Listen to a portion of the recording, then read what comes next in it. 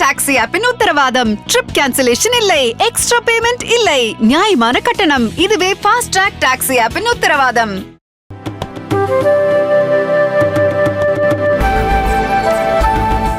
வெல்லும் ஜனநாயகம் என்கிற மகத்தான மாநாட்டை நாம் வெற்றிகரமாக நடத்தி முடித்திருக்கிற நிலையில் அந்த மாநாட்டிலேயே பல்லாயிரக்கணக்கிலே பெண்கள் வருகை தந்து பங்கேற்று சிறப்பித்திருக்கிற சூழலில் மீண்டும் சென்னைக்கு வாருங்கள் என்று அழைப்பது நியாயமா என்ற எண்ணம் தோன்றியது. ஆகவே எளிமையான முறையில், சுருக்கமான முறையில் சென்னையை ஒட்டியுள்ள மாவட்டங்களிலிருந்து மகளிர் பங்கேற்றால் கூட போதுமானது என்று நான் வழிகாட்டிய அடிப்படையில் இந்த நிகழ்ச்சி ஒருங்கிணைக்கப்பட்டது என்றாலும் கூட அழைக்கும் போதெல்லாம் ஓடோடி வந்து நிகழ்வை வெற்றி பெறச் செய்கிற உங்களுக்கு மீண்டும் ஒருமுறை நான் நன்றியை தெரிவித்துக் கொள்ள கடமைப்பட்டிருக்கிறேன்.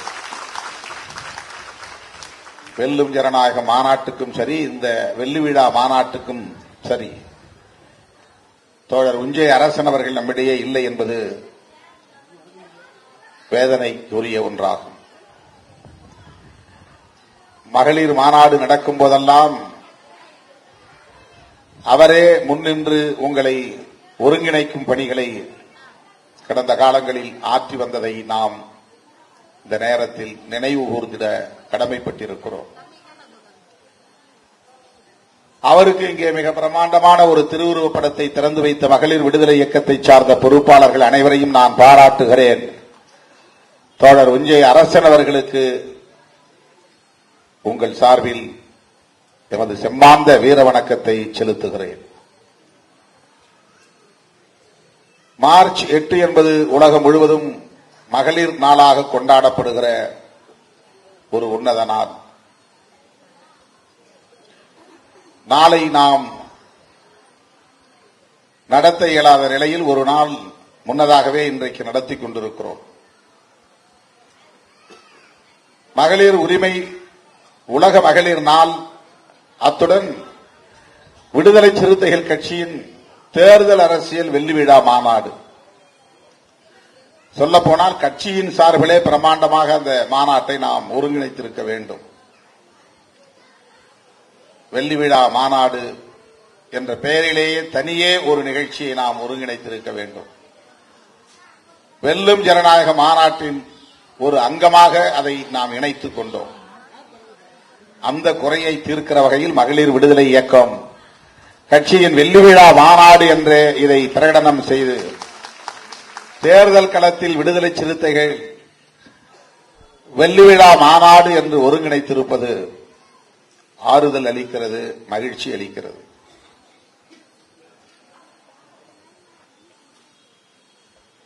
விடுதலை சிறுத்தைகள் என்கிற பெயரிலே நாம் இயங்கத் தொடங்கி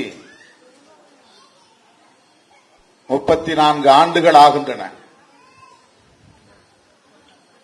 ஆனால் தேர்தல் அரசியலில் அடியெடுத்து வைத்து 25 ஆண்டுகள் ஆகின்றன. இந்த இயக்கத்தின் தலைமை பொறுப்பை நான் ஏற்றபோது தேர்தல் அரசியல் வேண்டாம் என்கிற அடிப்படையில் தான் மதுரை மற்றும் மதுரையை சுற்றியுள்ள மாவட்டங்களில் மக்களை சந்தித்து அமைப்பாக்குகிற முயற்சியில் ஈடுபட்டோம்.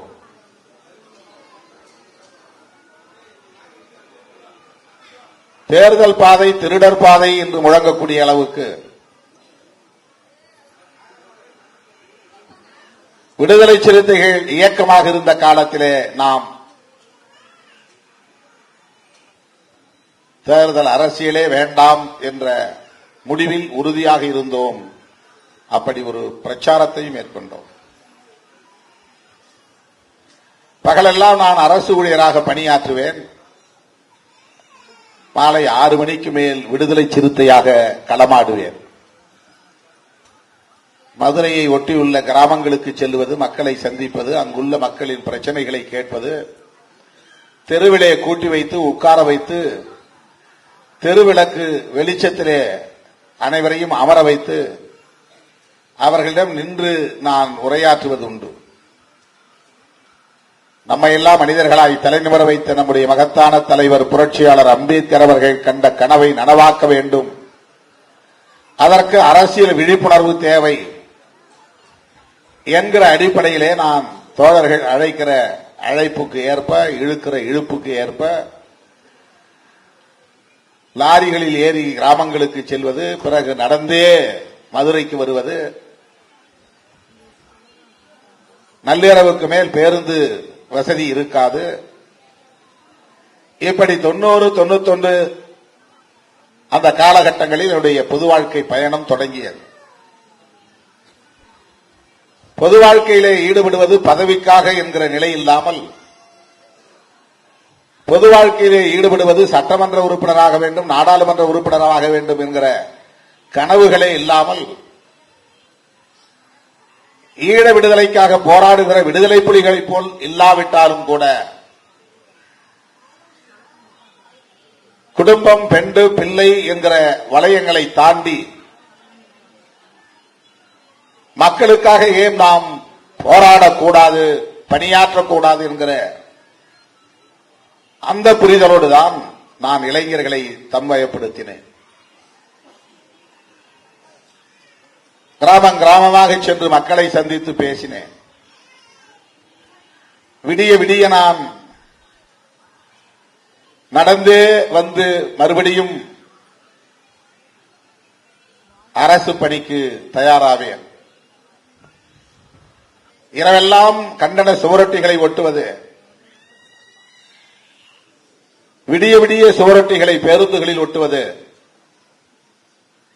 அதன் பிறகு தங்கியிருக்கும் அறைக்கு சென்று குளித்து முடித்து உடை மாற்றிக் கொண்டு ஒரு சைக்கிளிலே விரைந்து நான் அலுவலகம் சென்று கையெழுத்திடுவேன். அங்கே தேடி வருவார்கள். மதுரை, விருதுநகர், தேனி, திண்டுக்கல், சிவகங்கை, இந்த மாவட்டங்களை சார்ந்த மக்கள், பாதிக்கப்படுகிற, பல வகையிலும் பாதிக்கப்படுகிற மக்கள் நான் வேலை செய்யக்கூடிய அலுவலகத்தை தேடி வருவார்கள். அவர்கள் அனைவரையும் நான் வெளியே ஒரு மரத்தின் நிழலில் நில்லுங்கள் என்று சொல்லி வைப்பது வழக்கம். அங்கே ஒரு கரும்புச்சாறு கடை உண்டு. அந்த கடைக்காரர்களிடம் என்னை தேடி வருகிறவர்கள் யாராக இருந்தாலும் அவர்களுக்கு கரும்புச்சாறு கொடுத்துவிட்டு நோட்டிலே எழுதி வை, உனக்கு நான் பின்னால் தருகிறேன் என்று சொல்லி வைப்பேன். என்னுடைய வேலையை முடித்துவிட்டு இடையிடையே வெளியே வந்து மக்களை சந்தித்து அவர்களின் குறைகளை கேட்டு அவர்களுக்கு வழிகாட்டுவதுதான் என் தொடக்க கால பணி. எந்த நோக்கமும் கிடையாது. எம்எல்ஏ ஆக வேண்டும் என்ற ஆசையோ, எம்பி ஆக வேண்டும் என்ற ஆசையோ, பதவி பவிசு கிடைக்கும் என்கிற கனவோ கற்பனையோ துளியும் இல்லாத காலம் அந்த காலம். அரசு பணியில் இருந்து கொண்டே அப்போது நான் பெற்ற சம்பளத்தை கொண்டு சுவரொட்டி அடிக்கவும், தொண்டறிக்கைகளை அச்சிடவும், போராட்டங்களை நடத்துவதற்கான செலவுகளை சமாளிக்கவும், நான் தங்கியிருந்த அறைக்கு வாடகை தரவும், என்னை தேடி வருகிற அனைவருக்கும் சமைத்து தரவும், அப்படி அந்த சம்பளத்தை நான் முழுமையாக பயன்படுத்திக் கொண்டேன். ஊர் புதிது, மண் புதிது, மக்கள் புதிது, அந்த சூழல் புதிது. யாரும் தெரிந்த முகமில்லை, பழகிய முகமில்லை. என்னுடைய 27 வயது வரையில் நான் சென்னையிலேயே இருந்து பழக்கப்பட்டு விட்டேன். 17 வயதில் சென்னைக்கு வந்தேன். 27 வயது வரையில் சென்னையில் இருந்து மாநில கல்லூரியிலே பட்டம் பயின்றேன்.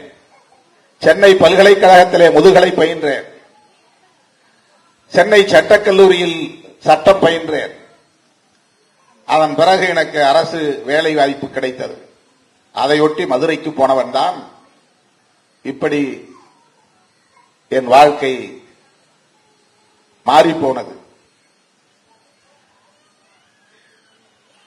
தலித் என்கிற சொல்லுக்கு அர்த்தம் தெரியாத போது அம்பேத்கரை தெரியும். தலித் அரசியல் தெரியாது, தலித் இலக்கியம் தெரியாது, தலித் பண்பாடு தெரியாது, தலித் கலை தெரியாது, தலித் விடுதலை தெரியாது. தோழர்களே, அப்படி தொடங்கிய என் தொடக்க கால வாழ்வு தேர்தல் அரசியல் வேண்டாம் என்று தீர்க்கமாக முடிவெடுத்த வாழ்வாகத்தான் இருந்தது.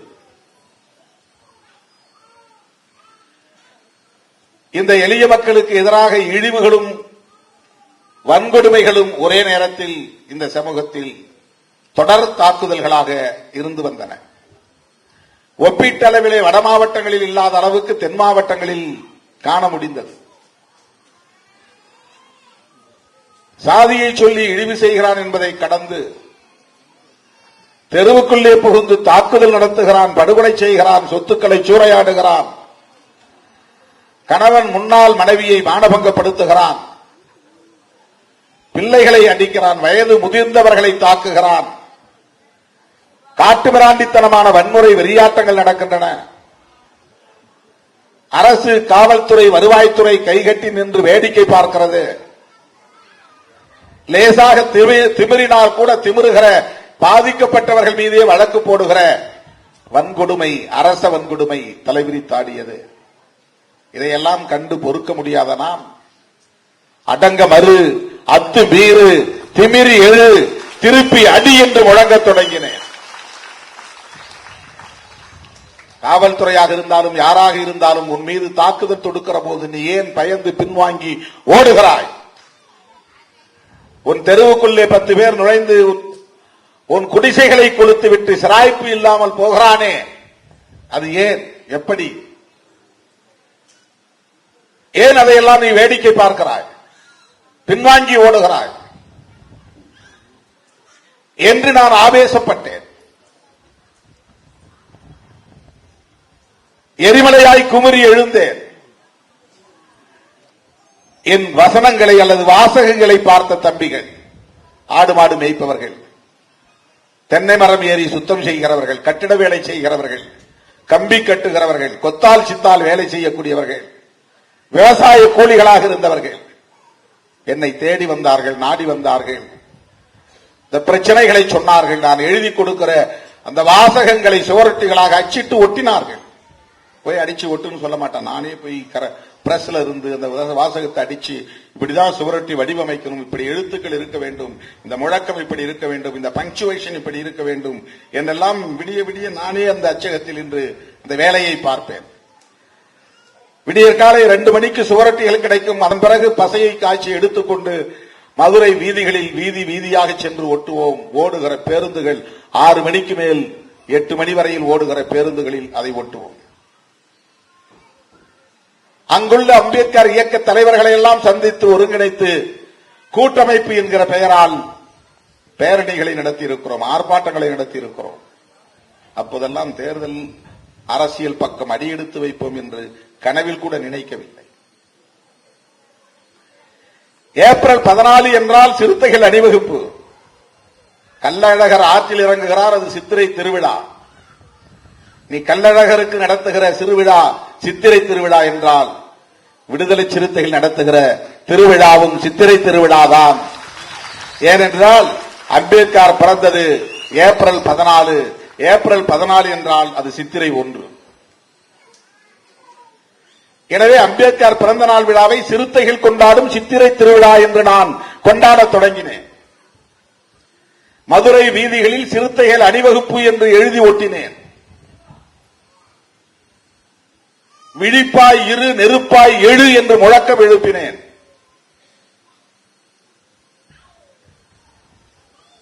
இப்படி இந்த மக்களை உசுப்பினேன்.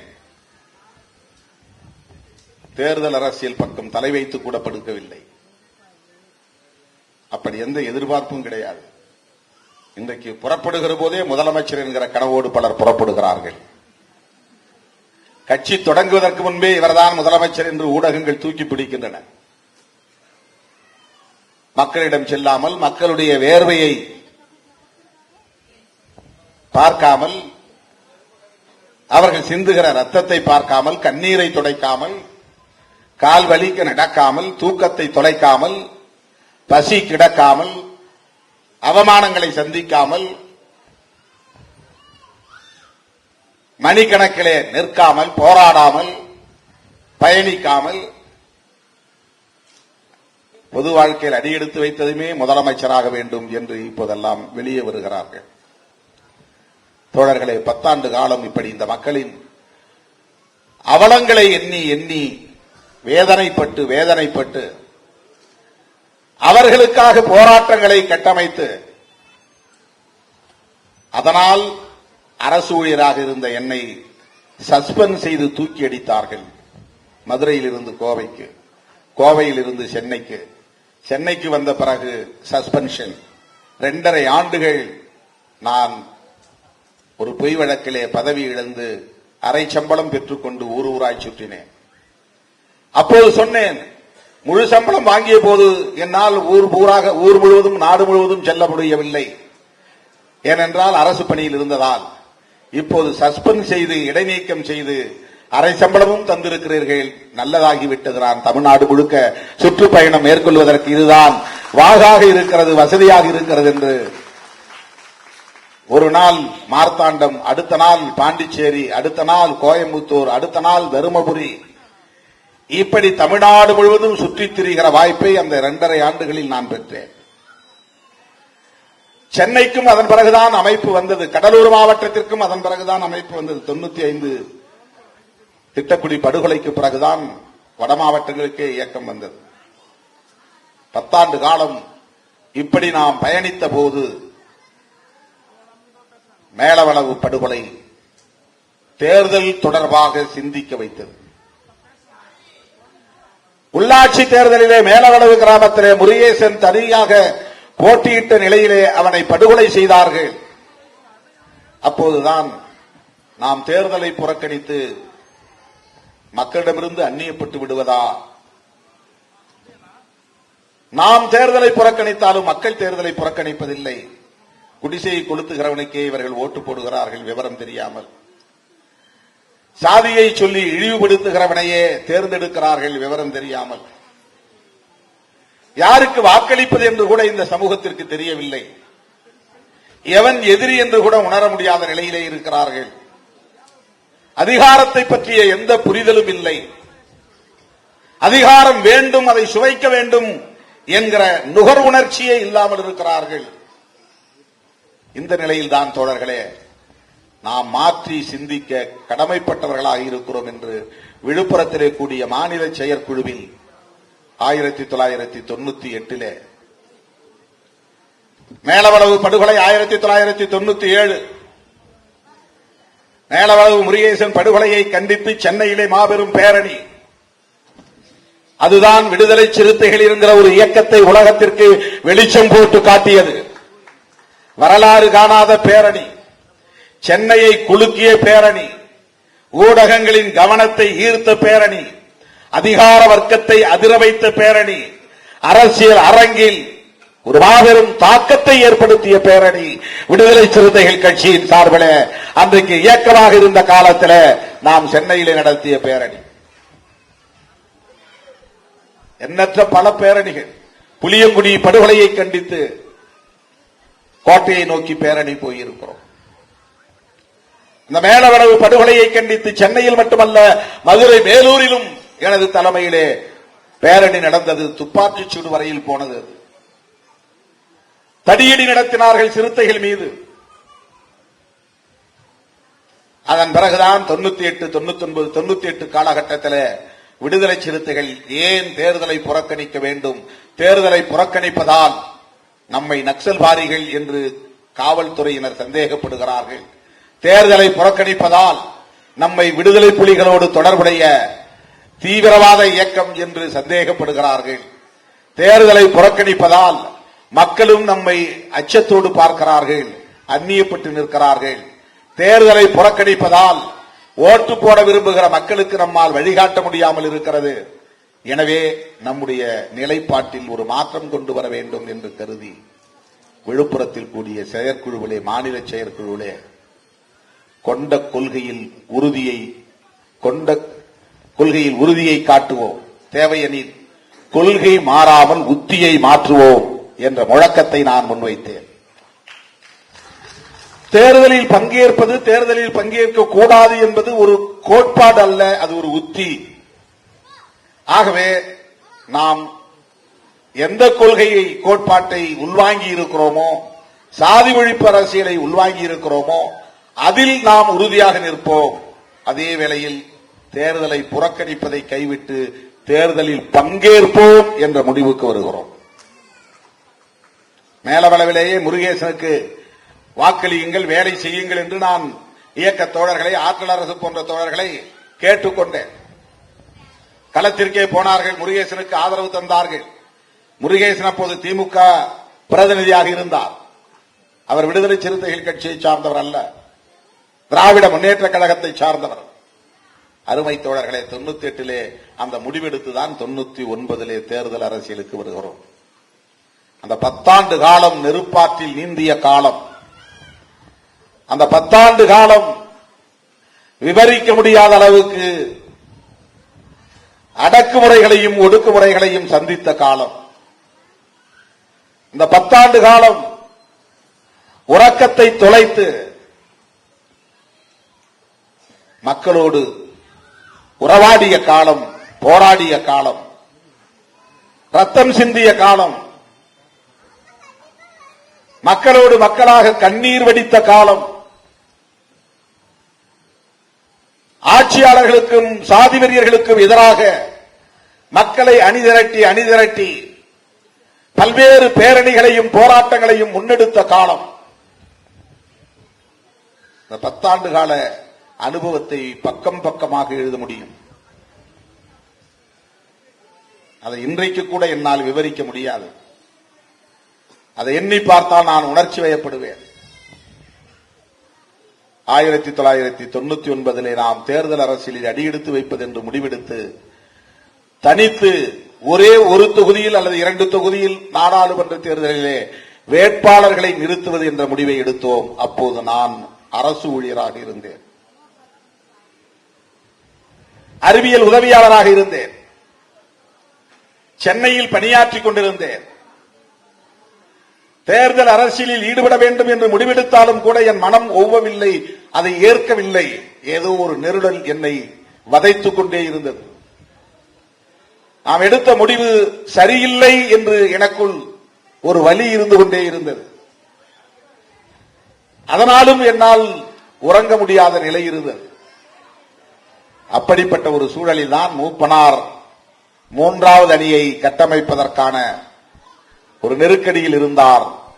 அவருடைய அந்த நிலைப்பாடுதான் நம்மை அவரோடு இணைத்துக் கொள்வதற்கான சூழலை உருவாக்கியது. நீங்கள் தேர்தலுக்கு வர முடிவெடுத்து விட்ட பிறகு ஏன் தயங்குகிறீர்கள்? தனியே நின்று என்ன செய்ய போகிறீர்கள்? எங்களோடு வாருங்கள் என்று மூப்பனாரை அழைத்து பேசிய பிறகுதான் தோழர்களே 1999 ஆண்டு மே மாதம் நடைபெற்ற நாடாளுமன்ற பொதுத் தேர்தலில் விடுதலை சிறுத்தைகள் இயக்கம் என்கிற பெயரிலேயே தேர்தலை முதலாக நாம் சந்தித்தோம். தேர்தல் அரசியல் வேண்டாம் என்று சொன்ன திருமாவளவனே தேர்தல் களத்தில் வேட்பாளராக நிற்கக்கூடிய அளவுக்கு எல்லாம் தலைகீழாக மாறியது. மூப்பனார் அப்போது 5 தொகுதிகளை விடுதலை சிறுத்தைகளுக்கு தந்தார். எனக்கு அப்போது அதன் வலிமை தெரியவில்லை. தேர்தல் அரசியலில் 5 தொகுதிகளில் முதலில் போட்டியிடுவது என்பது எவ்வளவு வலிமை வாய்ந்தது, எதிர்கால அரசியலுக்கு அது எந்த அளவுக்கு பயன்படும் என்பதை என்னால் யூகித்தறிய முடியாத நேரம். நானே போய் 3 தொகுதிகளை திருப்பி தந்துவிட்டு 2 தொகுதிகளை போதும் என்று பெற்றுக் கொண்டேன். இந்த 2 தொகுதிகளில் நான் போட்டியிடுவதில்லை என்று உறுதியாக இருந்தேன். மூப்பனார் என்னை அழைத்து சொன்னார், இந்த தேர்தல் அரசியலுக்கு நீங்கள் வந்ததற்கு பொருள் இருக்க வேண்டுமானால் நீங்கள் வேட்பாளராக நிற்க வேண்டும், இல்லை என்றால் அது பயனில்லை என்று சொன்னார். சிதம்பரம் தொகுதியிலே பெரியவர் இளைய பெருமாள் கேட்கிறார், நீங்கள் நிற்பதாக இருந்தால் உங்களுக்கு அதை தருகிறோம், இல்லை என்றால் நாங்கள் இளைய பெருமாள் அவர்களுக்கு தந்து விடுவோம். ஆனால் என்னுடைய விருப்பம் நீங்கள் பதவியை ராஜினாமா செய்துவிட்டு, அரசு பதவியை ராஜினாமா செய்துவிட்டு வேட்பாளராக நில்லுங்கள் என்று என்னை அறிவுறுத்தினார், எனக்கு அறிவுரை சொன்னார். அப்போதும் என் மனம் ஒப்பவில்லை, வேண்டாம் என்றுதான் தவிர்த்தேன். ராஜினாமா கடிதம் எழுதி கொடுத்தேன். அவர் கட்டாயப்படுத்திய பிறகு அப்போது இயக்குநராக இருந்தவர் நல்வாய்ப்பாக உனக்கு நான் ராஜினாமா தரமாட்டேன், உன் மீது விசாரணை இருக்கிறது என்று மறுதளித்தார். எனக்கு மகிழ்ச்சியாக போய்விட்டது. அதை போய் மறுபடியும் நான் மூப்பனாரிடத்திலே சொன்னேன். என்னுடைய ரிசைனேஷன் பதவி விலகலை அதிகாரிகள் ஏற்றுக்கொள்ள தயங்குகிறார்கள், ஏற்றுக்கொள்ள மறுக்கிறார்கள், எனவே என்னை வற்புறுத்த வேண்டாம் என்று சொன்னேன். ஆனால் அவர் விட்டபாடு இல்லை. உடனே உள்துறை செயலாளருக்கு தொலைபேசியிலே தொடர்பு கொண்டு திருமாவளவன் ரிசைனேஷனை உடனே நீங்கள் வாங்க வேண்டும் என்று சொல்லிவிட்டார். அடுத்த 10 நிமிடத்தில் எனக்கு தகவல் வருகிறது, இயக்குனர் அழைக்கிறார் வாருங்கள் என்று. நான் போய் மறுபடி எழுதி கொடுத்து விட்டு பதவியில் இருந்து வெளியேறிவிட்டு ஒரு வேட்பாளராக போய் சிதம்பரத்திலே நின்றேன். அருமை தோழர்களே, அதை மட்டும் ஒரு காவியமாக எழுத முடியும். சிதம்பரம் நாடாளுமன்ற தொகுதியிலே நான் வேட்பாளராக போய் நின்றதை ஒரு இலக்கிய படைப்பாளராக இருந்தால் காவியமாக எழுதுவார். ஒரு அரசியல் கட்டுரையாளராக இருந்தால் வால்யூமாக அதை எழுத முடியும், பகுதி பகுதியாக பாகம் பாகமாக எழுத முடியும். தமிழக அரசியல் வரலாற்றில் அப்படி ஒரு தொகுதியில் தேர்தல் நடந்திருக்க வாய்ப்பில்லை. அவ்வளவு கடுமையான எதிர்ப்பு, வரலாறு காணாத எழுச்சி, விடிய விடிய தேர்தல் பிரச்சாரம், 15 நாள் இடைவெளிதான். மூப்பனார் தலைமையிலே சிதம்பரத்தில் ஒரு மாபெரும் பொதுக்கூட்டம். அந்த பொதுக்கூட்டம் முடிந்த பிறகு அங்கிருந்தவர்கள் சொன்னார்கள், 20-25 ஆண்டுகளுக்கு முன்னால் எம்ஜிஆர் இங்கே வந்தபோது எப்படி ஒரு எழுச்சி இருந்ததோ அதே எழுச்சியை இப்போது 25 ஆண்டுகளுக்கு பின்னால் பார்க்கிறோம் என்று சொன்னார்கள். அதே மேடையில் மூப்பனார் சொன்னார், நான் பொது வாழ்க்கையில் இத்தனை 10 ஆண்டுகள் இருந்து விட்டேன், என் வாழ்க்கையில் இப்படி ஒரு எழுச்சிகரமான இளைஞர் பட்டாளத்தை பார்த்ததில்லை, பொதுக்கூட்டத்தை நான் பார்த்ததில்லை என்று பேசினார். பத்திரிகைகளில் எழுதினார்கள், ஆருத்ரா தரிசனத்திற்குத்தான் சிதம்பரம் திணறும், ஆனால் திருமாவளவன் நடத்திய பொதுக்கூட்டத்திலே சிதம்பரம் திணறியது ஆருத்ரா தரிசன விழாவை போல் அது இருந்தது என்று சொன்னார்கள். அந்த கூட்டத்தின் எழுச்சியை பார்த்துவிட்டு அன்றைக்கு பாட்டாளி மக்கள் கட்சியை சார்ந்தவர்களும் அவரோடு கூட்டணியில் இருந்தவர்களும் மிகப்பெரிய வன்முறையை, வெளிப்படையான வன்முறையை காவல்துறையின் ஒத்துழைப்போடு நடத்தினார்கள். தேர்தல் நடக்கிறதா, வன்முறை வெறியாட்டம் நடக்கிறதா என்று வித்தியாசம் பார்க்க முடியாத அளவுக்கு திரும்புகிற திசையெல்லாம் தீப்பிடித்து எரிகிறது, குடிசைகள் கொளுத்தப்படுகின்றன, வாக்களிக்க போகிற மக்கள் எல்லாம் தாக்கப்படுகிறார்கள், இளைஞர்கள் வெட்டப்படுகிறார்கள், விரல் போய்விட்டது, கெண்டைக்காலை வெட்டிவிட்டார்கள், கணுக்கையை மணிக்கட்டு வெட்டிவிட்டார்கள், தலையில் காயம், முகத்தில் காயம், நூற்றுக்கணக்கான இளைஞர்கள் காயப்பட்டார்கள். திருமாவளவனுக்கா ஓட்டு போட்டீர்கள், திருமாவளவனுக்கா ஓட்டு போடுகிறீர்கள். ஒரு நாள் முழுவதும் வன்முறை வெறியாட்டம் நடந்தது. எந்த பக்கம் திரும்பினாலும் கல்வீச்சு, சிறுத்தைகளின் வண்டிகளை பார்த்தால் தாக்குதல், ஒட்டுமொத்த சிதம்பரம் தொகுதியே ரணகளமாகிவிட்டது. அங்கே நான் வடித்த கண்ணீரை டெல்லி வரையில் கொண்டு போய் சேர்த்தேன். ஒரு நாள் 2 நாள் அல்ல, பல நாள் நான் அழுது கொண்டே இருந்தேன். தோற்று போனதற்காக அல்ல, என் மீது நம்பிக்கை வைத்து வாக்களித்த மக்களின் குடிசைகளை கொளுத்து விட்டார்களே, தாக்குதல் நடத்திவிட்டார்களே, இளைஞர்களை வெட்டி காயப்படுத்தி விட்டார்களே, சாதி வெறியாட்டத்தை கட்டவிழ்த்து விட்டார்களே என்ற கவலை. பிரச்சாரம் செய்ய தெரியவில்லை, வாக்கு சேகரிக்க தெரியவில்லை, வெறுமன கண்ணை கட்டி காட்டில் விட்டது போல் சிதம்பரத்திலே கொண்டு போய் என்னை விட்டு விட்டார்கள். 10 மணிக்கு மேல் பிரச்சாரம் செய்யக்கூடாது என்கிறான் போலீஸ். மக்கள் அதை ஏற்கவில்லை. 4 மணிக்கு 5 மணி வரையில் பிரச்சாரம். 5 மணிக்கு மேல் நான் போய் படுக்க முடியாது, குளித்துவிட்டு உடனே துணியை மாற்றிக்கொண்டு தயாராக வேண்டும். வண்டியில் நின்று கொண்டேதான் பல நாள் தூங்கினேன். ஓட்டு கேட்டுக்கொண்டே தூங்கி வழிந்து கொண்டே பிரச்சாரம் செய்தேன். வாக்கு எண்ணிக்கையின் போது அன்றைக்கு நாம் மூப்பனாருடைய சின்னமான சைக்கிள் சின்னத்திலே நின்ற நிலையில் மக்களே தங்கள் சொந்த செலவிலே ஆங்காங்கே சைக்கிளை எடுத்து மரத்தின் உச்சியிலே கட்டி வைத்தார்கள், வீதியின் வாசலிலே கட்டி வைத்தார்கள். இது திருமாவளவன் கோட்டை, யாரும் உள்ளே நுழையாதீர்கள் என்றார்கள். சைக்கிள் சின்னத்திற்கே எங்கள் வாக்கு என்று வேறு சின்னங்களுக்கு வாக்கு கேட்டு வந்தவர்களை விரட்டி அடித்தார்கள். அப்படி ஒரு எழுச்சிகரமான தேர்தல் தமிழ்நாட்டு வரலாற்றில் அதற்கு முன்னும் இருந்திருக்க வாய்ப்பில்லை, அதற்கு பின்னும் இதுவரையில் நடந்ததில்லை. ஆத்திரப்பட்ட போட்டியாளர்கள், நம்மை எதிர்த்து நின்றவர்கள் சாதியை பயன்படுத்தி வன்முறை வெறியாட்டத்தை கட்டவிழ்த்து விட்டு மிகப்பெரிய பாதிப்பை அந்த மக்களுக்கு ஏற்படுத்தினார்கள். தோழர்களே, நான் வந்து அழுது கொண்டே தொலைபேசியில் பேட்டி கொடுத்து விட்டு KR நாராயணன் குடியரசுத் தலைவராக இருந்த நிலையில் அவரை போய் சந்தித்து மனு கொடுப்பதற்காக மூப்பனார் அவர்களோடு டெல்லிக்கு சென்று முதல் முறையாக குடியரசுத் தலைவர் மாளிகைக்குள் அடியெடுத்து வைத்தேன். ஜனாதிபதி மாளிகைக்குள் நுழைந்தேன். புரட்சியாளர் அம்பேத்கரின் கொள்கைகளை உள்வாங்கிய ஒரு அம்பேத்கரிய சிந்தனையாளராக இருந்த KR நாராயணன் என்னை தோளோடு அணைத்துக் கொண்டு ஆறுதல் சொன்னார். அரசியல் இப்படித்தான் இருக்கும், தைரியமாக இருங்கள், ஒரு நாள் வெற்றி பெறுவீர்கள் என்று சொன்னார். 99 தொடங்கிய இந்த பயணம் 2001 திராவிட முன்னேற்ற கழகத்தோடு கூட்டணி அமைக்கிற வாய்ப்பு எடுத்த எடுப்பிலேயே 99 கூட்டணியில் இடம்பெற்றோம். அடுத்த தேர்தலில் திராவிட முன்னேற்ற கழக தலைமையிலான கூட்டணியில் இடம்பெற்றோம். தமிழ்நாட்டில் 8 தொகுதிகள், பாண்டிச்சேரியில் 2 தொகுதிகள். அன்றைக்கும் நான் உதயசூரியன் சின்னத்திலே தான் போட்டியிடக்கூடிய ஒரு சூழல் இருந்தது. எல்லா தொகுதிகளிலும் தோல்வியை தழுவினோம். நான் போட்டியிட்ட மங்களூர் தொகுதியில் மட்டும் நான் வெற்றி பெற்றேன். தேர்தல் முடிவை பற்றி நான் கவலைப்படவில்லை. வாக்கு எண்ணுகிற இடத்திற்கும் நான் செல்லவில்லை. என்ன ஆகும் என்று நான் தொலைக்காட்சி பெட்டியின் முன்னால் போய் உட்காரவில்லை.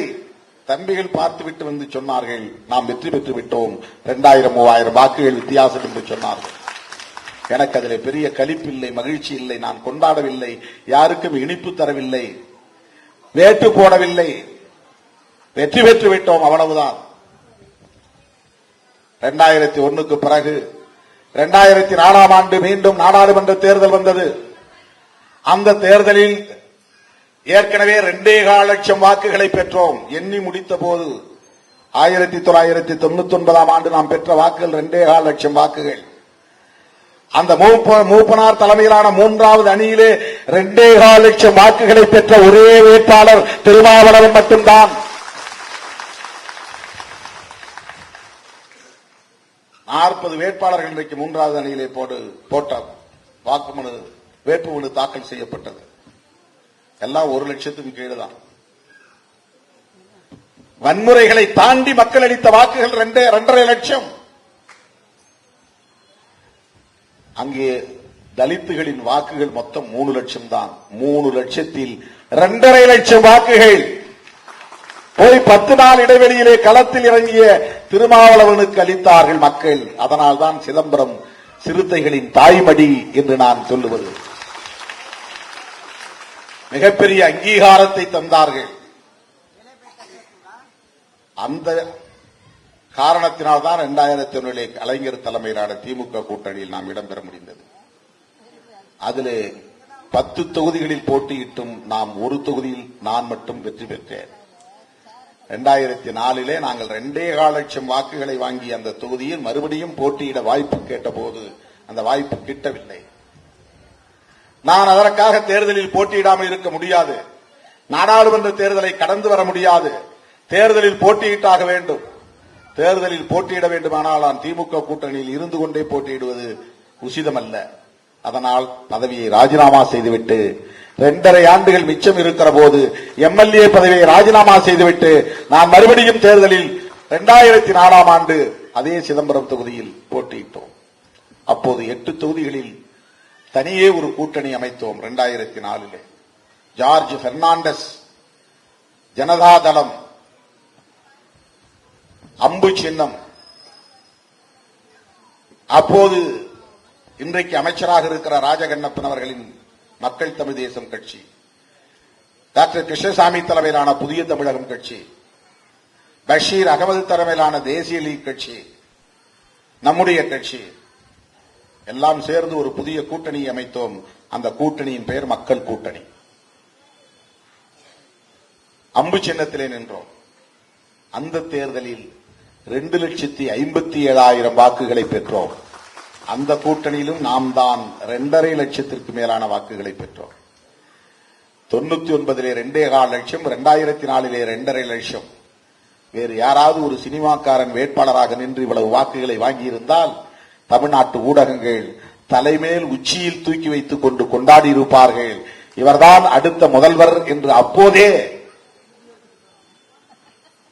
எழுதி தீர்த்திருப்பார்கள், பாராட்டி தீர்த்திருப்பார்கள்.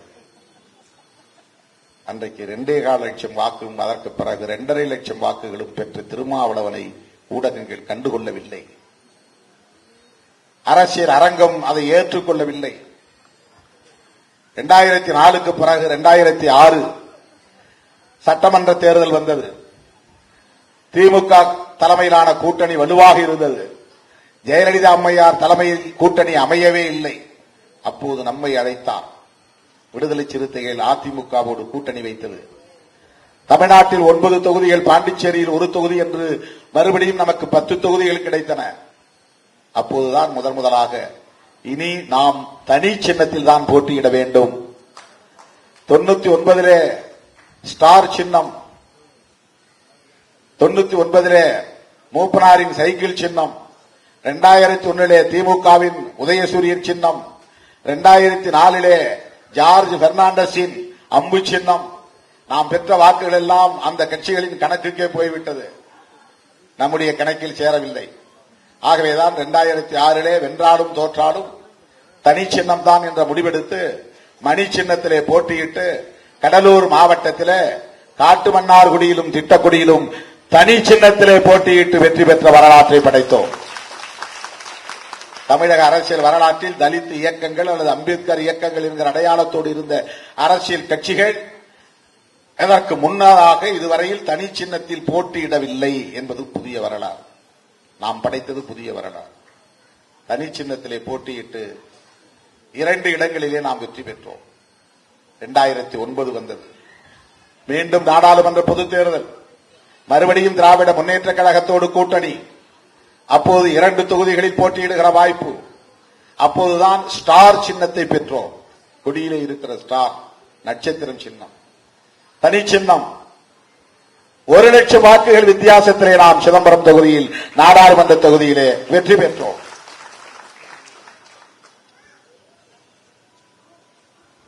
2011 திராவிட முன்னேற்ற கழகத்தின் தலைமையிலான கூட்டணியில் சட்டமன்ற தேர்தலை சந்தித்தோம். வெற்றி வாய்ப்பை பெற முடியவில்லை. 2009 சிதம்பரமும் விழுப்புரமும் நமக்கு கிடைத்தது. விழுப்புரத்திலே வெறும் 2000 வாக்குகள் வித்தியாசத்திலே நாம் வெற்றி வாய்ப்பை இழந்துவிட்டோம். அப்போது விழுப்புரமும் வெற்றி பெற்றிருந்தால் நாம் அங்கீகாரத்தை பெற்றிருப்போம். 2011 திமுக கூட்டணி சட்டமன்ற தேர்தல், மோதிரம் சின்னம், அதே 10 தொகுதி, ஒரு இடத்திலும் வெற்றி பெற முடியவில்லை. ஆனால் அப்போது நான் நாடாளுமன்ற உறுப்பினர், நான் சட்டமன்ற தேர்தலில் போட்டியிடவில்லை. 2014 நாடாளுமன்ற தேர்தல், மறுபடியும் திராவிட முன்னேற்ற கழகத்தோடு கூட்டணி. 2 தொகுதிகளில் போட்டியிடுகிற வாய்ப்பு, சிதம்பரம், திருவள்ளூர். 2 தொகுதிகளிலும் நாம் வெற்றி வாய்ப்பு இழக்க நேர்ந்தது. 2016 சட்டமன்ற தேர்தல், நம்முடைய முயற்சியில் உருவானதுதான் மக்கள் நல கூட்டணி. விஜயகாந்த், ஜி.கே. வாசன் போன்றவர்கள் அந்த அணியிலே வந்து இணைந்தார்கள். விஜயகாந்த் அவர்களை முதல்வர் வேட்பாளராக அறிவித்த அந்த தேர்தலை சந்தித்தோம். 25 இடங்களில் போட்டியிடுகிற வாய்ப்பு முதல் முறையாக நமக்கு கிடைத்தது. நானும் போட்டியிட்டேன் காட்டுமன்னார்குடியிலே. உண்மையிலேயே நாம் வெற்றி பெற்று விட்டோம். ஆனால் அன்றைக்கு இருந்த தமிழ்நாடு அரசு அதை மாற்றி அறிவித்தது. 87 ஓட்டிலே அதிமுக வெற்றி பெற்றதாக அறிவித்தது. அது உண்மை அல்ல. வென்றது விடுதலை சிறுத்தைகள் தான். 2016 காட்டுமன்னார் கோவிலிலே உண்மையிலேயே வெற்றி பெற்றது விடுதலை சிறுத்தைகள் தான். என்னுடைய குற்றம், நான் வாக்கு எண்ணிக்கை நடக்கிற இடத்திற்கு ஒருபோதும் போனதில்லை. 99 போனதில்லை, 2001 போனதில்லை, 2004 போனதில்லை, 2006 போனதில்லை, 2009 போனதில்லை, 2016, 11 போனதில்லை, 14 போனதில்லை. அறுவடை நேரத்தில் விவசாயி நிலத்திலே இருக்க வேண்டும். நான் அதை ஒரு பொருட்டாக எடுத்துக் கொள்ளவில்லை. வென்றால் என்ன, தோற்றால் என்ன, எனக்கு எலெக்ஷன் ஒரு பொருட்டே இல்லை. நான் மக்களோடு கிடக்கிறேன். மக்கள் தான் எனக்கு எல்லாம். ஆகவே வென்றால்தான் மக்கள் என்னை மதிப்பார்கள் என்று கிடையாது. வென்றால்தான் அதிகாரத்தோடு இருந்தால்தான் மக்கள் நம்மோடு இருப்பார்கள் என்று கிடையாது. எனக்கு அந்த நம்பிக்கையே கிடையாது. ஆகவே ஏதோ நடக்கட்டும். அதிகமாக மக்கள் வாக்களித்தால் வெற்றி பெற்றோம் என்று அறிவிக்கப் போகிறார்கள். அங்க போய் உட்கார்ந்து என்ன பண்ண போறோம்? ஒரு முறை கூட நான் கவுண்டிங் சென்டருக்கு போனதே கிடையாது. 2016 நான் போயிருந்தால் மாற்றி அறிவித்திருக்க வாய்ப்பில்லை, தடுத்திருக்க முடியும். அதனால்தான் 2019 நாடாளுமன்ற பொதுத் தேர்தலில் திராவிட முன்னேற்ற கழகத்தோடு மறுபடியும் நாம் கூட்டணி அமைத்து 2 தொகுதிகளில் போட்டியிட்டோம். நான் சிதம்பரம், ரவிக்குமார் விழுப்புரம். இந்த முறை நாம் ஏமாந்து விடக்கூடாது என்று நான் கவுண்டிங் சென்டருக்கு போனேன். நான் உள்ளே இருக்கும் போதே எனக்கு எதிரான வேலை நடந்தது, சதி வேலை நடந்தது. ஊடகவியலாளர்கள் சொன்னார்கள் மாற்றி அறிவிக்கப் போகிறார்கள், மிக குறைவான வாக்குகள் வித்தியாசத்தில் அதிமுக வெற்றி என்று அறிவிக்கப் போகிறார்கள். நல்ல வேளை, நேர்மையான ஒரு கலெக்டர், மாவட்ட ஆட்சியர், ஒரு பெண்மணி அங்கே இருந்தார். அவரிடம் நான் போய் கேட்டேன். அவர் என்னிடத்தில் பதில் சொன்னார், நான் உண்மைக்கு மாறாக எதையும் செய்ய மாட்டேன், எது உண்மையோ அதை செய்வேன் என்று சொன்னார்.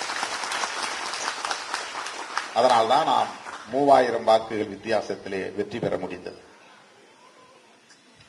தோழர் ரவிக்குமார் உதயசூரியன் சின்னத்திலே போட்டியிடக்கூடிய சூழலால் நாம் ஒரு தொகுதியில் மட்டும்தான் தனி சின்னத்திலே போட்டியிடும் நிலை ஏற்பட்டது. அவர் 1,00,000 வாக்குகளுக்கு மேலாக வித்தியாசத்திலே வெற்றி பெற்றார். 2 பேர் நாம் வெற்றி பெற்றோம். 2021 சட்டமன்ற தேர்தல், திராவிட முன்னேற்ற கழகத்தோடு கூட்டணி, 6 தொகுதிகளில் போட்டி, 2 பொது தொகுதிகள், 4 தனி தொகுதிகள், 6லே 4 வெற்றி பெற்றோம் தானை சின்னத்திலே. இதுவெல்லாம் தமிழ்நாட்டு அரசியலில் விடுதலை சிறுத்தைகள் 25 ஆண்டு காலத்தில் ஏற்படுத்தி இருக்கிற தாக்கம். தனி சின்னத்திலே 4 சட்டமன்ற உறுப்பினர்கள், அந்த 4ல் 2 பேர் பொது தொகுதியில் வெற்றி பெற்றிருக்கிறார்கள். தமிழக அரசியல் களத்தில் தவிர்க்க முடியாத ஒரு அரசியல் சக்தியாக தலைநிமிர்ந்து வீறுநடை போடுகிற இயக்கம் விடுதலை சிறுத்தைகள் கட்சி. தேர்தல் அரசியலில் 25 ஆண்டுகளை கடந்து பயணித்துக் கொண்டிருக்கிற விடுதலை சிறுத்தைகள் இன்றைக்கு தமிழ்நாட்டு எல்லையை தாண்டி ஆந்திரா, கர்நாடகா, கேரளா, தெலுங்கானா என்று, மத்திய மகாராஷ்டிரா என்று இந்த இயக்கத்தின் வேர்கள் தென்னிந்திய மாநிலங்கள் வரையில் விரைவி பரவி வலுப்பெற்று வருகிறது. 2 நாட்களுக்கு முன்பு தென்னிந்திய மாநில செயலாளர்களின் கலந்தாய்வு கூட்டம் நடைபெற்றது. தெலுங்கானாவில் மட்டும் 10 தொகுதிகளில் போட்டியிடப் போகிறோம். ஆந்திராவிலே பேச்சுவார்த்தை நடைபெற்றுக் கொண்டிருக்கிறது. கர்நாடகாவிலே 3 தொகுதிகள், கேரளாவிலே 3 தொகுதிகள், தமிழ்நாட்டில் பேச்சுவார்த்தை நடந்து கொண்டிருக்கிறது. அருமை தோழர்களே, இந்த 1/4 நூற்றாண்டு காலத்தில் சிறுத்தைகள் ஏற்படுத்தி இருக்கிற தாக்கம் மகத்தானது. எந்த பின்புலமும் இல்லை. நமக்காக பரிந்துரை செய்ய பெரிய தொழிலதிபர்கள் கிடையாது. நமக்காக பரிந்துரை செய்த ஊடக நிறுவனங்கள் கிடையாது. நமக்காக ஆதரவு அளிக்க, பொருளாதாரத்தை அள்ளி கொடுக்க ஆட்கள் கிடையாது. நல்லதை எடுத்துச் சொல்ல, பாராட்ட யாரும் இல்லை. திருமாவளவனின் முடிவு பாராட்டுதலுக்குரியது என்று போற்ற யாரும் இல்லை. இவரை உங்கள் அணியில் சேர்த்துக் கொள்வது நல்லது என்று டிபேட்டில் பேசுவதற்கு ஆள் கிடையாது. எங்காவது மூலையிலே யாரோ ஒரு தம்பி செய்கிற சிறிய தவறை ஒட்டுமொத்தமாக என் மீது, என் தலை மீது போட்டு இந்த இயக்கமே இப்படித்தான், இந்த சமூகமே இப்படித்தான் என்று பழி சொல்வதற்கு நிறைய ஆட்கள் இருக்கிறார்கள். யாராவது புதிதாக தலித் அல்லாதவர்கள் வந்து சேர்ந்தால் திருமாவளவன் விலை போய்விட்டான், திருமாவளவன் அரசியலில் வளர வேண்டும் என்று கொடுத்துவதற்கு ஒரு ஆள் கிடையாது. கோடி கோடியாய் பிற கட்சிகளுக்கு அள்ளி கொடுக்கிறவர்கள் நம்மை பார்த்தால் முகத்தை சுளிக்கிற நிலைதான் இன்னும் இருக்கிறது. இவர்கள் வளரட்டும் என்று வாழ்த்துவதற்கு ஆள் கிடையாது. இவர்கள் வலுப்பெறுவது நல்லது என்று பரிந்துரைப்பதற்கு ஆள் கிடையாது. ஊடகங்கள் நம்மை ஒருபோதும் ஊக்கப்படுத்தியதில்லை. 3 காலத்திற்கு மேல் செய்தி கிடையாது. 8வது 7வது 6வது பக்கங்களில் தான் செய்தி, முதல் பக்கத்தில் வராது. எவ்வளவு பெரிய மக்களை திரட்டினாலும் அது அவர்களுக்கு முக்கியத்துவம் இல்லை. இந்திய வரலாற்றிலேயே இப்படி ஒரு மாநாட்டை இதுவரையில் யாரும் நடத்தியதில்லை என்று பல பேர் என்னிடத்திலே பாராட்டி இருக்கிறார்கள் அரசியல் களத்தில். ஆனால் தமிழ்நாட்டு ஊடகங்களுக்கு அது ஒரு பெரிய செய்தியே கிடையாது. ஒரு நடிகன் போய் சும்மா இப்படி கையை தூக்கி காட்டினால் அது 48 மணி நேர செய்தி அவர்களுக்கு. திரும்ப திரும்ப எல்லா ஊடகங்களிலும் அதை விவாதம் செய்வார்கள். ஆனால் கட்டுப்பாடாக நடந்த மாநாடு, சிறு அசம்பாவிதம் கூட இல்லாமல் நடந்த மாநாடு, எந்த ஒழுங்கீனமும் இல்லாமல் நடந்து முடிந்த மாநாடு, நள்ளிரவை தாண்டி இரவு 1:30 மணி வரையில் கிளையவே கிளையவில்லை என்று சொல்லக்கூடிய அளவுக்கு லட்சக்கணக்கிலே மக்கள் குவிந்திருந்த மாநாடு. ஆள் திரட்டுவதற்கு செலவு செய்யவில்லை. உணவு அளிக்கவில்லை, குடிநீர் அளிக்கவில்லை. என் கட்சி என் மாநாடு என்று ஒவ்வொருவரும் உணர்ந்து அவரவராக புறப்பட்டு மாநாட்டு திடலுக்கு வந்து சேர்ந்தார்கள். தென் மாவட்டங்களில் இருந்து வந்தவர்கள் சமயபுரத்தை தாண்ட முடியவில்லை. வட மாவட்டங்களில் இருந்து வந்தவர்களால் பெரம்பலூர் பாடாலூரை தாண்டி மாநாட்டு திடலை நெருங்க முடியவில்லை. 10 மணி நேரத்திற்கு மேலாக ஜிஎஸ்டி சாலை என்கிற திருச்சி சென்னை சாலை முடங்கி போனது. பெரம்பலூரில் இருந்து சமயபுரம் வரையில் பயணம் இல்லை, போக்குவரத்து இல்லை, ஸ்தம்பித்து போனது. பல லட்சம் பேர் ஒரே இடத்தில் திரண்டாலும் கூட எந்த விதமான அசம்பாவிதமும் நடக்கவில்லை. மாநாட்டுக்கு வந்தவர்கள் மது அருந்தினார்கள் என்று எவனாலும் படம் பிடித்து போட முடியவில்லை. மாநாட்டுக்கு வந்தவர்கள் சோறை அள்ளி கலாட்டா செய்தார்கள் என்று யாராலும் சொல்ல முடியவில்லை. மாநாட்டுக்கு வந்தவர்கள் ஜேப்படி செய்தார்கள், திருடினார்கள் என்று யாராலும் குற்றம் சொல்ல முடியவில்லை. கண்ணிலே விளக்கெண்ணை ஊற்றிக் கொண்டு தேடுவார்கள் திருமாவளவன் மீது என்ன பழி சொல்லலாம் என்று. ஒருவனால் கூட ஒரு குற்றத்தை கூட கண்டுபிடிக்க முடியவில்லை. அவ்வளவு ஒழுங்கோடு கட்டுப்பாடோடு பிறருக்கு எடுத்துக்காட்டாக விளங்கக்கூடிய வகையில் மாநாட்டை நடத்தி முடித்தவர்கள் விடுதலை சிறுத்தைகள். சில பேர் அதை சுருக்கி சொல்ல பார்க்கிறார்கள், குறைத்து சொல்ல பார்க்கிறார்கள். 10 லட்சத்திற்கு மேலானவர்கள் பங்கேற்ற ஒரு மாபெரும் அரசியல் மாநாடு, வெல்லும் ஜனநாயக மாநாடு, எந்த பின்புலமும் இல்லாமல் நடந்த மாநாடு. கடந்த 25 ஆண்டு காலத்தில் விடுதலை சிறுத்தைகள் தமிழகத்திலே ஏற்படுத்தி இருக்கிற தாக்கம், கொள்கை புரிதலோடு பிற இயக்கங்களுக்கும் வழிகாட்டக்கூடிய வலிமை பெற்றிருக்கிற ஒரு இயக்கம் விடுதலை சிறுத்தைகள் கட்சி. இன்றைக்கு இந்தியா முழுவதும் சனாதன எதிர்ப்பை பேச முடிகிறது என்றால் ஒரு நீண்ட இடைவெளிக்கு பிறகு, பெரியார் மறைந்து பல 10 ஆண்டுகள் உருண்டோடிய பிறகு சனாதன எதிர்ப்பை அரசியல் அரங்கில் பற்ற வைத்த இயக்கம் விடுதலை சிறுத்தைகள் கட்சி. பாரதிய ஜனதா இங்கே அடியெடுத்து வைக்க முடியாது, இலகுவாக காலூன்றிவிட முடியாது என்று அவர்களுக்கு இங்கே சவாலாக நிற்கிற இயக்கம் விடுதலை சிறுத்தைகள் கட்சி. தமிழ்நாட்டை பாதுகாப்பு அரணாக இருந்து பாதுகாக்கிற இயக்கம் விடுதலை சிறுத்தைகள் கட்சி. 2ஆ 3ஆ என்பது அல்ல பிரச்சனை. விடுதலை சிறுத்தைகளை விட்டுவிட்டு அரசியல் செய்ய முடியாது என்பதுதான் அரசியல்.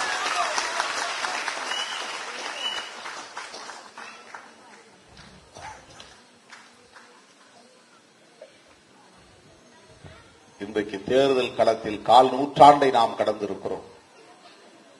வெள்ளி விழா கொண்டாடுகிறோம்.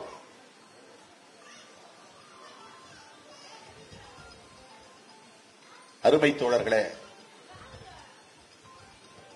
புரட்சியாளர் அம்பேத்கர் கண்ட கனவை நனவாக்கக்கூடிய வகையில், பகுத்தறிவு பகலவன் தந்தை பெரியார் கண்ட கனவை நனவாக்கக்கூடிய வகையில், மாமேதைக்காரர் மார்க்ஸ் அவர்கள் விரும்பிய ஒரு புதிய சமூகத்தை கட்டமைக்கக்கூடிய வகையில் இன்றைக்கு கொள்கை தெளிவோடு வீறு நடை போடுகிற இயக்கம் விடுதலை சிறுத்தைகள் கட்சி. இப்போது விடுதலை சிறுத்தை என்று சொன்னால் பலரும் விழிகளை விரித்து பார்த்து வியந்து பார்த்து பாராட்டக்கூடிய அளவுக்கான ஒரு இயக்கமாக தலை நிமிர்ந்து நிற்கிறது. நாம் ஏன் இந்த நாட்டை ஆளக்கூடாது? நாம் ஏன் ஆட்சி அதிகாரத்தை கைப்பற்றக்கூடாது? நாம் ஏன் வாக்களிக்கக்கூடிய கும்பலாகவே காலம் காலமாக இருக்க வேண்டும்? இந்த சிந்தனை இன்றைக்கு விடுதலை சிறுத்தைகளிடையே உருவாகி இருக்கிறது. ஒடுக்கப்பட்ட மக்களிடையே உருவாகி இருக்கிறது. பாடுபடும் பாட்டாளிகளிடையே உருவாகி இருக்கிறது.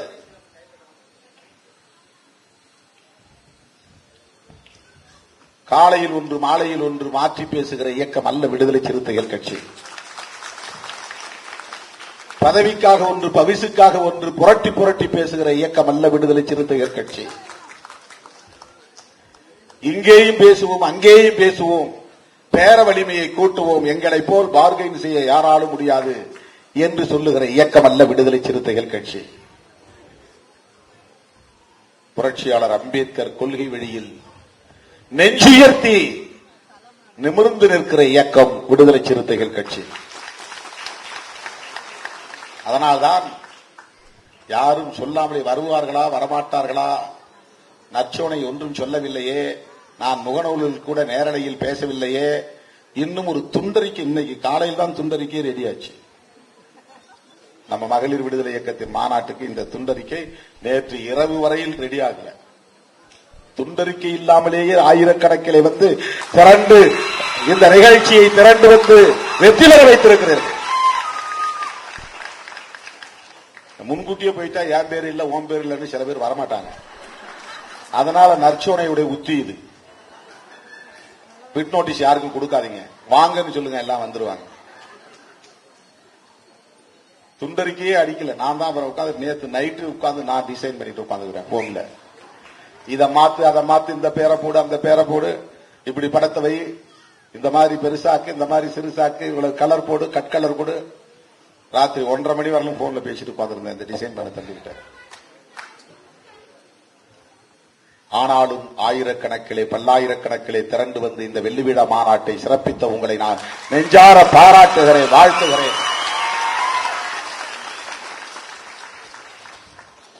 தமிழ்நாடு முழுவதும் சிறுத்தைகள் நிற்கிறோம், 40 தொகுதிகளில் நிற்கிறோம். அந்த உணர்வோடு தேர்தல் களத்தில் பணியாற்ற வேண்டும். நம்முடைய கட்சி எத்தனை தொகுதிகளில் இருக்கிறது என்று மட்டும் பார்க்கக்கூடாது. சிறுத்தைகளின் வாக்குகள் எந்த அளவுக்கு பரிமாற்றம் அடைகிறது, அதனால் நமக்கு என்ன லாபம் அப்படி நினைக்க கூடாது. அதனால்தான் நமக்கு வளர்ச்சி, அதனால்தான் நமக்கு வளர்ச்சி. போன முறை ஓட்டு எண்ணும் போதெல்லாம் பாக்குறாங்க, அந்த பக்கம் என்னன்னா 4, 5, 10, இந்த பக்கம் என்ன 100, 200, 400, இந்த பக்கம் யாரு, இதெல்லாம் சிறுத்தைகள் வாக்கு வங்கி. இந்த பெட்டியை இந்த இவிஎம் திறந்தால் 400, 500, 300, 200, அங்க போனா 40, 10, 20 இப்படி. இந்த கூட்டணி வெற்றி பெற்றதற்கு சிறுத்தைகளின் வாக்கு வங்கி மகத்தானது என்பதை இன்றைக்கு அரசியல் உலகம் வெளிப்படையாக சொல்லாமல் இருக்கலாம். ஆனால் அதுதான் யதார்த்தமான உண்மை, அதுதான் உண்மை. அதுக்கு நமக்கு என்ன அங்கீகாரம் கிடைச்சது? கிடைக்க வேண்டாம். காலம் கனியும், மொத்தமாக காலம் நம் கைகளில் அதிகாரத்தை அள்ளித்தரும். யாரும் நமக்கு அதிகாரத்தை தர வேண்டியதில்லை. யாரிடமும் நாம் அதிகாரத்தை போய் பேரம் பேச வேண்டிய தேவையில்லை. நாம் நேர்மையாக உழைத்தால், நாம் நேர்மையாக பாடுபட்டால், நாம் கொள்கை தெளிவோடு பாடுபட்டால், புரட்சியாளர் அம்பேத்கர், தந்தை பெரியார், மாமேதை மார்க்ஸ் ஆகியோரின் சிந்தனைகளை உள்வாங்கிக் கொண்டு நாங்கள் அரசியல் சக்தி என்கிற அந்த புரிதோடு களப்பணி ஆற்றினால் கோட்டை நம்மை தேடி வரும், அதிகாரம் நம்மை தேடி வரும். அது 4 வழி சாலையாக இல்லாமல் 8 வழி சாலையாக இடம் கொடுக்கும், 16 வழி சாலையாக பரிணாமம் பெறும். சிறுத்தைகள் வருகிறார்கள், வழிவிட்டு நில்லுங்கள் என்று காலம் சொல்லும். அதோ சிறுத்தைகள் வருகிறார்கள், விலகி நில்லுங்கள், விலகி நில்லுங்கள் என்று சொல்லுகிற காலம் வரும் என்பதை சொல்லி வாழ்த்தி பாராட்டி நன்றி கூறி முடிக்கிறேன். நன்றி, வணக்கம்.